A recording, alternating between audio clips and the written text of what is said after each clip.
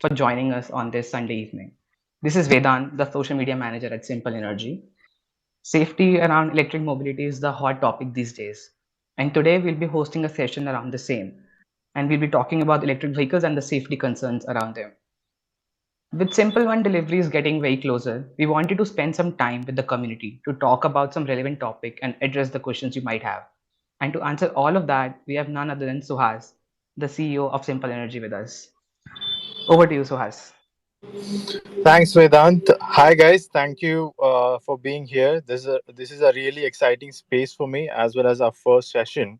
And Twitter gives a great platform for us to directly connect with our Simple Energy followers, customers, and audience base who really wants to know about Simple and also things related to battery safety and electric vehicles as for so. Getting back to it, let's start with the exciting feedbacks that I've been getting with on Twitter and all other questions that have been following in. Over to you, Vedant.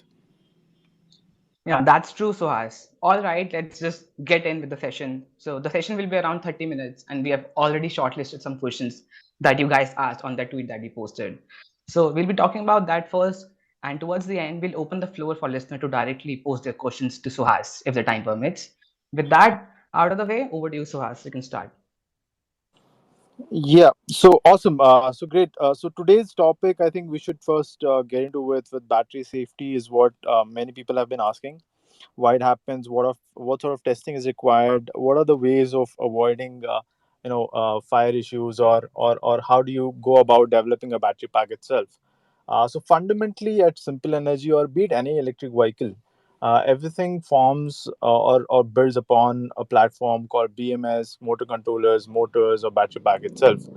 So when we speak of all those components, we need to really first address the continent, the space that we are in, or for example, the operative space that we are in. Right. So India, for example, has varied temperatures across different cities, and the way of riding is also different. So we need to first key address that, and we over the past 4.5 years have collected a lot of data addressing or understanding how specifically a particular battery pack should be built and going about it, what causes a thermal runaway. So to understand that, it is purely three things. One is of course your cell quality that comes in. Second is how great your electronics or electrical platform is, and third is how good your packaging is. Right. Many of people confuse it with thermal stability as well, though it has a role to play. But I think more than that, it is about how structurally and how advanced the battery platform is being developed on. So having said that, as we understand, a lot of people are right now facing these issues, whoever has bought EVs, and also have been seeing a lot of things on news channels and everywhere. So to address thermal runaways, to address any kind of issues with EVs, especially with battery packs and powertrain, we need to first figure out what exactly is a problem statement. In India, problem statements are three. One is, of course, your quality issues that comes with manufacturing, because there's lack of R&D talent in India, considering how EVs are being developed or in the Western country. India is more like an assemble and seller rather than a R&D assembling and selling model. Second is the right case, right? Everyone here has a different way of writing. There's no set pattern to it, so we need to understand that. And third is, of course, the way we address the thermal issues, right? And then going about it, we collect this data and start developing from scratch. So how do we do that? We first address the problem of BMS, as we see, or we address the problem of thermal issues or mechanical issues as well. So because packaging alongside with your thermal alongside with the electronics or I say embedded platform, as we say, has to be clearly sorted out, and that's when you go into safety issue I mean safety webs, or measures that you try to take in. So there are three layers that Simple One does. One is of course your structural safety, second is your cell safety or cell quality, and third is your fuse boards, or as we call short circuit boards, which is again combined with your BMS and your BCU units that you develop internally. And then this boils down to your motor controllers, then your motor itself. Right. So these are the key components that we really look at in terms of addressing a certain point of view. And this is where Simple One stands out. We have developed our structural, I would say. First, we are very thermally efficient. Second, we have developed our own PCM material, which helps the battery pack operate at optimum temperature. So, what do we say by optimum temperature? When we speak of optimum temperature, a cell can operate at a particular temperature. Given the point, it doesn't degrade itself. At the same time, doesn't get into thermal runaway, or doesn't start affecting the whole overall efficiency plus thermal management of the battery pack itself. Being too cold, being too hot is again a problematic situation for the system. That's when your BMS comes in. It tries to operate it tries to keep the battery pack at an optimum temperature, and maintains the cell balance overall together. Then comes your short circuit boards, or your PCB boards, as we say, or something that we call it as fuse board in a normal language, that protects to isolate a particular cell, and communicates that to your BMS, and that BMS communicates your BCU, and all other things that play in that. Then comes your structural safety, where you have your pressure walls, where gases are formed, and you need to make your battery packs in such a way that there's no pressure built in a situation where the temperature outside is higher, the temperature inside is higher, and gases are released over the period of time, and you need to manage that with your pressure walls, which is again to be developed according to the situations. So these are the key things that a particular R&D firm or vehicle has to address first. Then comes your packaging level. How well have you thermally packed it, and then how well it is communicating with your motor controller and the motor itself. Because end of the day, if your motor controls are not efficient, it'll impact your battery pack, and the thermal management won't go right, and that's where you'll end up having a lot of issues. So it boils down to that particularly in terms of battery safety, and this is where Simple One has been standing out, and has been working on this last 4 years. And especially in last 2 years, we have been having a great breakthrough through our own noble materials, our own proprietary BMSs, which can identify the minutes of errors. It has gone through 1.5 lakh kilometers of testing till date, and it has been through temperatures from below minus around 15 degrees to plus of 70 degrees. So it can withstand, our PCM can withstand around 400 degrees Celsius heat as well, so it doesn't catch fire. So these are the key points that we've been addressing over the period of time, and Simple One is very well equipped with all those things. And pretty much that sums up how battery safety has to be cared about, or thought about in terms of how, developing a quality product going forward. Wow, Suhas, that was very detailed and informative and very technological information you have provided there. Now, let's go through some questions that we received on the social media from the audience. Okay, and it comes around the safety concerns of electric vehicles. So the first question, it is a very common one across, but one person, Akash, has asked us, can you share some tips on how to get your battery to last longer? People are worried about having a big expense fuel down the line. Okay, so this is a very interesting point of view to look at, or a question to look at, because a lot of people today assume that the battery packs rely only on warranty. They're defined, or they're designed for lasting more than that, right? Companies give you warranties to a certain period. That is, of course, with what IC vehicles also give. Today, if you buy an IC vehicle, you have the same warranty periods. But having said that, how do you save your battery pack? How do you manage your charging cycles, etc., etc.? So understanding degradation and life cycle, there are two different topics and two different things to again. But the most common thing is, how do you increase your life cycle so that you don't have to replace your battery packs end of 3 years, or what is the cost? So ideally, a battery pack which is designed for short kilometers, or which has a frequent charging cycle, tends to wear out faster than a battery pack which takes the intervals of charging is much more further. So this is where the fundamental comes in. And when we speak of what are the key fundamentals to differentiate, is of course fast charging, then which again is one more factor that comes in. So when we design a battery pack, we design for two things. One, of course, to last longer. Second is to give you the maximum range. So when we speak of maximum range, for example, you're traveling 30 kilometers a day, and you have a range of 200 kilometers. You don't have to charge your vehicle for 5 days at least. At least 5 days to 6 days. So your life cycle is between 6 days. Whereas comparatively, where you have a range of 100 kilometers, so you have to frequently charge within 3 days. So This again, gives you a freedom of not charging your battery packs every single day or every alternate day.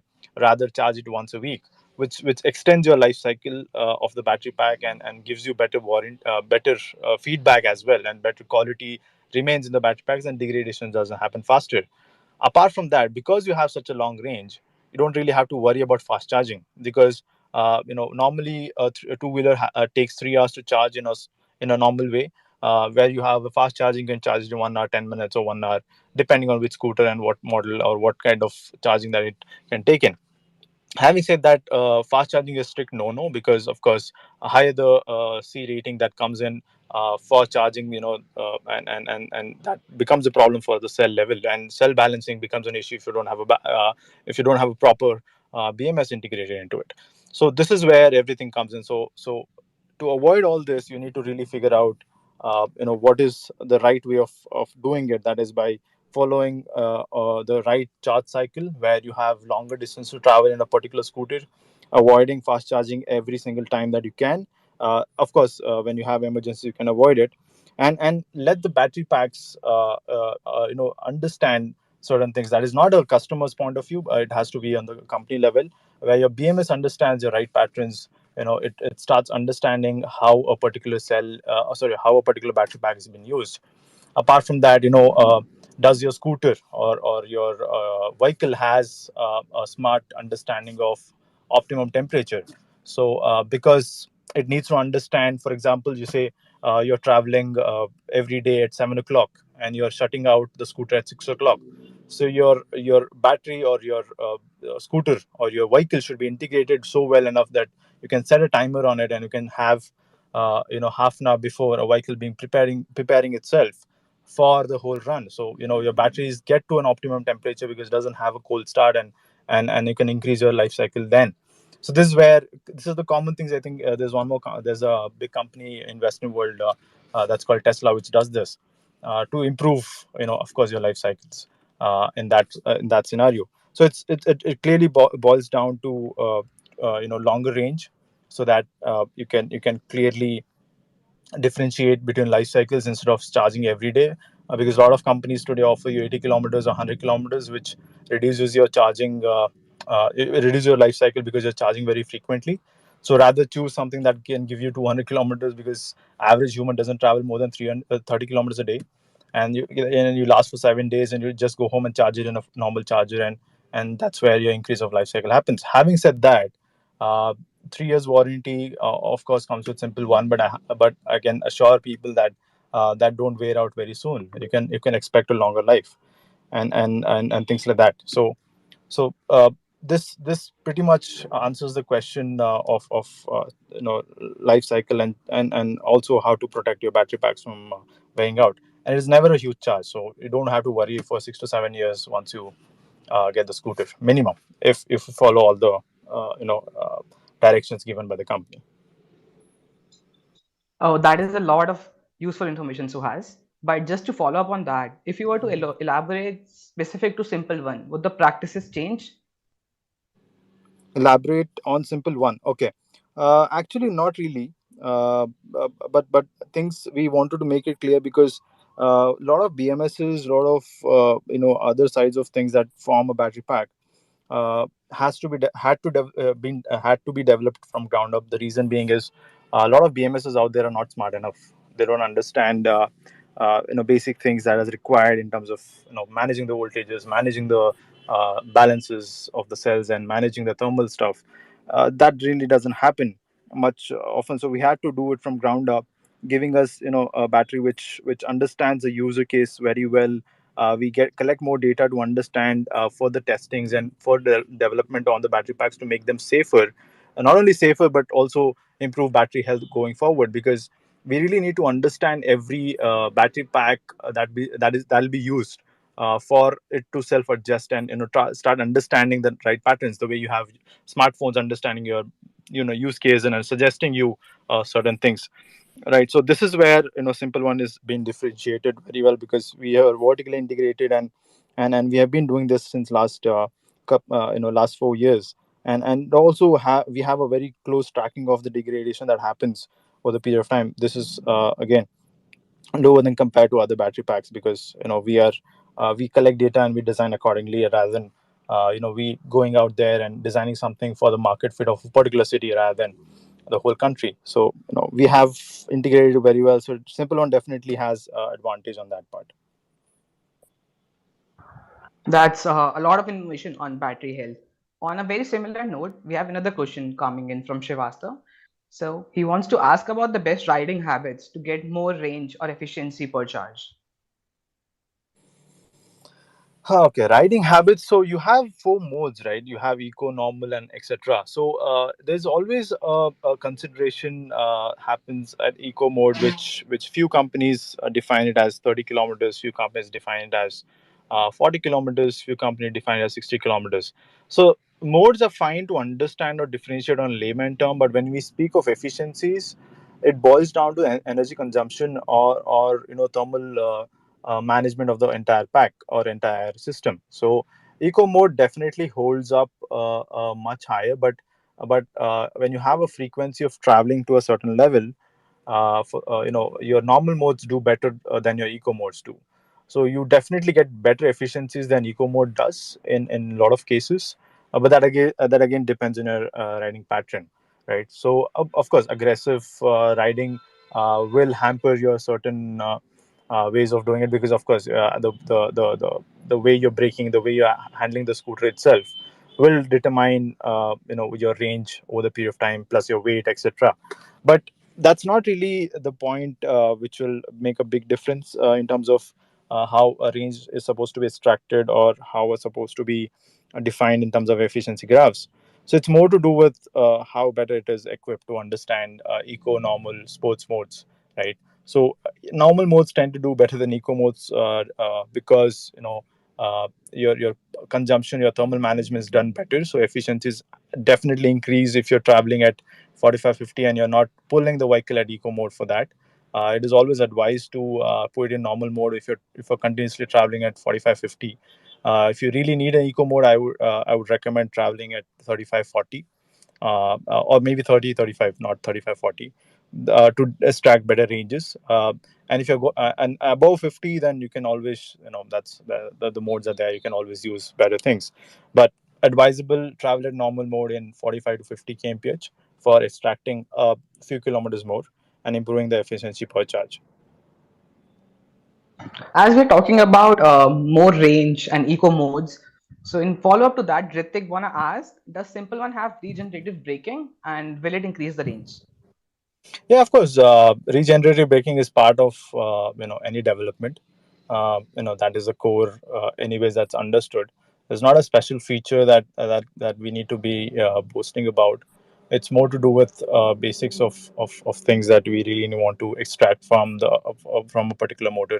Every motor or every type of motor has a philosophy assigned to it, and how you integrate and how much can you remove, or sorry, extract from that regenerative braking technology, is something that is up to the company that is developing it. So simple one is well equipped with it. It is more efficient. It's very well efficient to extract few kilometers, and definitely increase the range provided where if you have been using in the city and there's a lot of braking. Thank you, Suhas, and I really hope that I'm pronouncing the names correctly. Please excuse if I have skipped any pronunciation. So, moving on, Nikhil and Jerry are asking about the recent partnership that we did with C4V. What are its implications, and if the new battery technology will be seen in Simple One or not? Well, I'll answer the second part first. No, absolutely not. Simple One will not have the C4V battery packs, or the cells, sorry, because we have already released it for production, and we are under the pre-production trials, and it's all done, and we are waiting for it to finally come out so that we start giving to the customers that have been waiting since last 10 months. And for other upcoming vehicles, we have partnered with C4F for main reasons is we get a better hands on with the supply chain. We don't have to really depend on imports and other parties for longer terms. And of course, we will be exploring this partnership for our next two-wheeler platform and four-wheeler platform that will be going forward. Not for simple one. Okay, so talking about four-wheeler platforms, Can audience have any confirmation if Simple is gonna move on with a car and a bike next year or in the coming years? Bike, yep. There are a lot of plans on that because we have been developing the platforms equally, and it'll be better of in terms of the offering that will be coming with that. Apart from that, wish I could share a lot of things here, but unfortunately, we can't. We'll be doing this end of this year. We have lots of developments happening. A lot of high talent has been coming into the organization, and we've been hiring a lot of good multi-talented individuals who have worked on multiple things in last 10 years in terms of EVs especially, and we'll share more development going forward. We'll share more news on the development going forward. Okay, so I'm just doing a quick time check. We are left with 9 more minutes for the session. We have, let's just take the next question from Taha. It's a very good one, and he has a couple of questions. So, since Simple One has two battery packs, which one will be consumed first while riding? And the second question is, how safe is it to charge a battery at your home? A great question because a lot of people I think have been asking this. Before I explain it from technical point of view, I would like to tell everyone that Simple One is designed in a way where these things don't need to be worried about. Your scooters will manage all this by itself, be it charging or discharging, be it any kind of cell balancing, switching between the battery packs. The frequencies are better. It has been tested for a lot of extensive use cases. So the answer to the first part question is that both batteries will be discharged accordingly to the modes that you're riding on, because we need to maintain the discharge or see how well, because the modes different modes have different discharge ratios. So we'll the battery packs will be adapting itself accordingly to the modes. So you don't really have to worry about it. And apart from that, the safe to charge second battery pack from any plug point, it is